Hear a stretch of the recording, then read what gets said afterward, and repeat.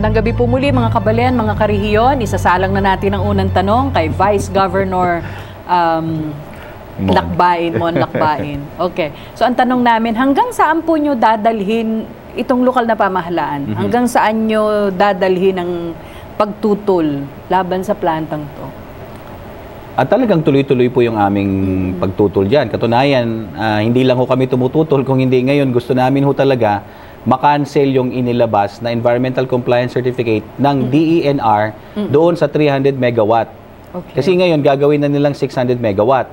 At dahil ginawa nilang 600 megawatt, obligado silang dumaan na naman sa panibagong proseso ng public consultation. So ang panawagan nyo is cancel the first ECC? The first ECC. Okay. Dahil kasi i-revoke kasi nga po, questionable sa amin yun eh. Kasi nung nag-present po sa amin yung Ecology Center, sila Amit Dilaliana, ang tanong namin sa kanila, sino ba ang nag-endorse ng proyekto na yan? Bakit nabigyan ng ECC yan?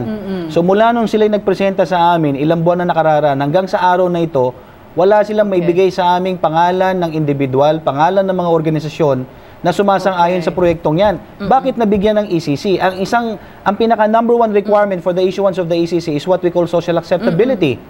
Ngayon, katanggap-tanggap sa mamamayan. Opo, ngayon ginawa nilang 600 megawatt. Okay. Ay mas lalong wala silang makukuhang social acceptability sapagkat ang linaw-linaw. Ayaw ng mayor ng Subic, ayaw ng mayor ng Olongapo, ayaw ng governor ng Zambales, ayaw ng lahat ng mga NGOs, IBP, Subic Bay Chamber, Tour.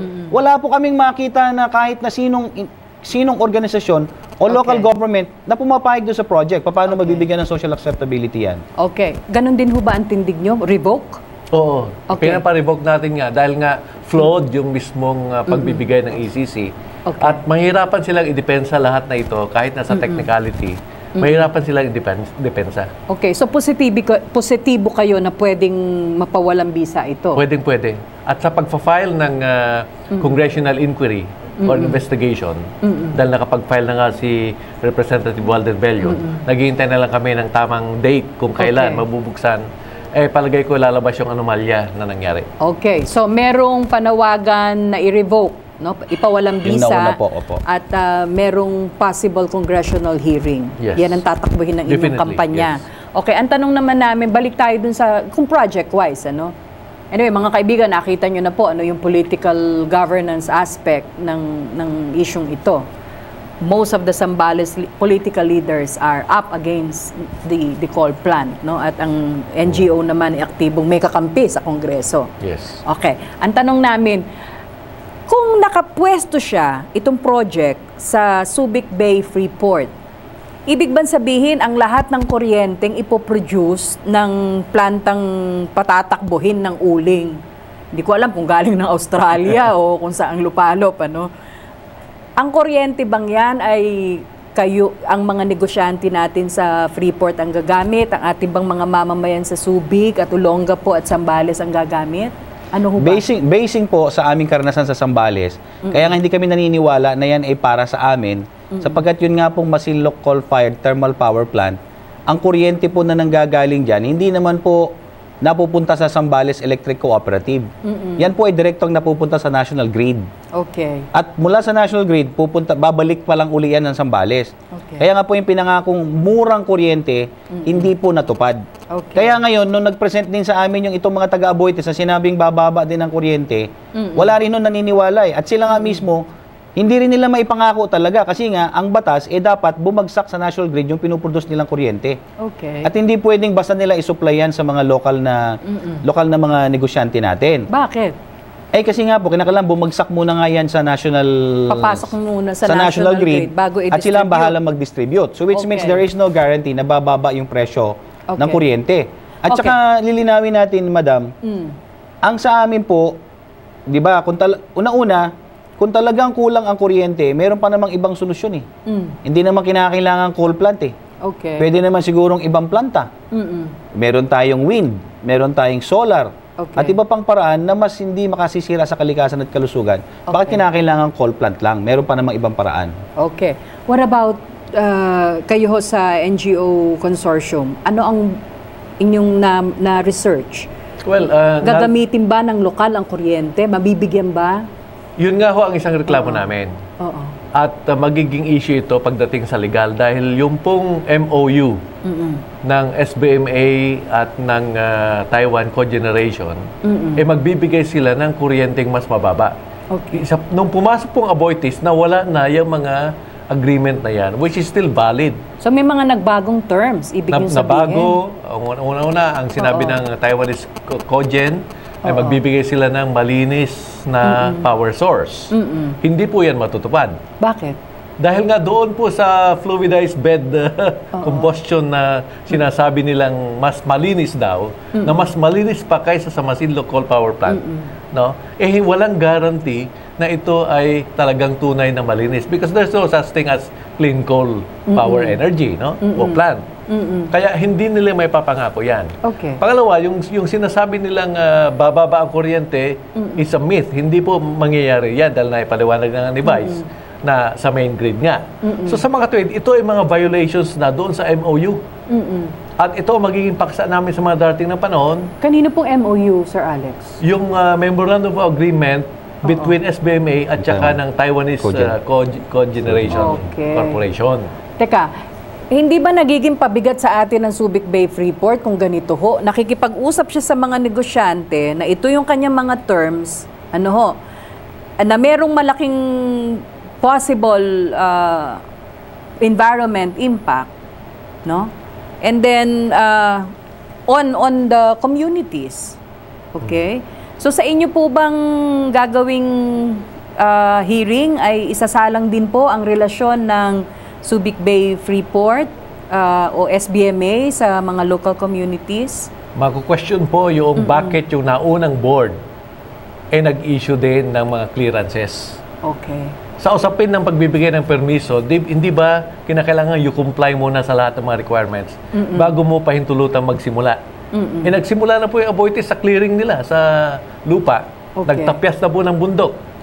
At kasalukuyan ng mga makinarya nila, heavy equipments ay nandoon na. Okay. So bakit nasimulan nila ito? Dahil lamang sa palpak na ECC na binigay. Okay, so as we speak, may question kayo doon sa ECC, no? Sa legitimacy ng ECC dahil mga nagbagong terms, 300 megawatt lang siya. Okay. But as we speak, nagtatrabaho na para itayo ang planta. Nag-clearing na, yun ang sinasabi nila. Dahil meron na silang permiso na magsimula yung ground preparation. Okay. Pero para sa amin ay hindi pa sapat ito na dahilan para magsimula kung hindi pa naman klarado lahat ng issues. Okay. Yun hong hindi pakikinabang ng mamamayan at ng mga komunidad at lokal na negosyante dyan, ito ho ba yung issue na nagbabind together o mas napapakilo sila ng mga politiko? Kasama rin yun sa nagbabind dahil doon. Ba't ka tumatawa, Vice Governor? Alam mo yung pangako sa mga investors na bababa ang kuryente nila. Okay. No? Ay inaasahan man nila yon na papayag na sana sila pero ngayon sa nakikita nila hindi rin naman pala dahil mismo ang Aboitiz ang nagsasabing hindi nila kaya suportahan na ibigay ang lahat ng kuryente na pangangailangan ng Subic at ng Olongapo at ganoon din ng mga locators sa Subic Bay Freeport Zone. That's quite rational. May batayan naman pala talaga itong mga negosyanteng umayaw. Pero ang tanong ko nga kanina, baka naman dahil napapakilos lang ng mga politiko ang oposisyon. Hindi, nagiging malinaw lang sa taong bayan talaga, di ba? Kagaya nga, sabi natin, kung maglalagay ng plantang coal dyan sa Subic, isasabihin mo, merong perwisyo sa kalikasan, may perwisyo sa kalusugan. Ngayon ang tanong, ano ba ang babalik sa tao?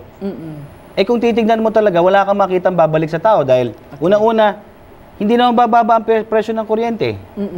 Pangalawa, alam mo ba kung magkano lang ang halaga ng babayarang upa nitong mga kumpanyang ito sa paggamit ng lupa para sa ay aabuti lang ng 1 milyon kada taon Okay. Lease. Yung kanilang lease payment. Okay. 'Di ba? Tapos dahil sila ay sumiksik na naman sa loob ng SBMA, sila ay naka-exempt na naman sa real property tax.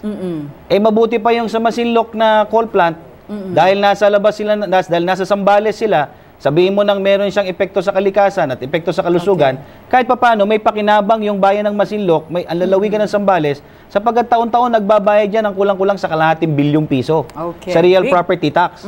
Pero itong coal plant na ito, tatayo mo sa loob ng SBMA, ni Singkunduling walang babayarang real property tax yan Okay. O ang babayaran lang, ang babayaran lang niya yung kanyang gross 5% na 5% na paghahati-hatian pa ng mga bayan, 'di ba? Ng Subic, ng Olongapo, ng Morong, ng Hermosa, Dinalupihan. ng Dinalupihan. So kaya talagang malabo 'yan at lalo na sinasabi natin, 'di ba, Madam, sinasabi ko rito, ang SBMA is supposed to be a growth center for Central Luzon. Dapat tulungan niyang umangat yung komunidad, hindi yung pinipirwisyo niya yung komunidad at kinukumpetensya niya yung komunidad na nasa paligid niya. Nangaaway ka na talaga. Katunayan. Yes, Sir Alex, before we pause for a break. Alam mo yung proyekto na yan, magugulat ka. Sa mismong Aboitiz, ang sinasabi nila, ang mabibigyan ng trabaho kapag katapos ng kumpanya na maitayo ang planta, ang mag-ooperate yan ay 135 katao lamang. Yun lang po ang kaya niyang i-empleyo. Yes. Okay. So, ito ay nagbabiolate din dun sa usapin na dapat generation ng employment ang mga locator sa loob ng Freeport. Okay. O, sige. Okay. So, ayan po, na dedetalye po ng ating mga panauhin yung economic at saka social impact ho nito. Ano? Sa ating pong pagbabalik, alamin naman natin, are these oppositors, ito po bang mga lumalaban kontra planta, ay tatakbo sa tulong na tatakbo po sila sa Supreme Court, yun yung tinatawag na writ of kalikasan para mapatigil po ito o kaya pa nila tong paabutin hanggang 2013 election at maging political issue po ang plantang uling na to. So sa ating pong pagbabalik, alamin natin ang mga kasagutan. Huwag po kayong aalis.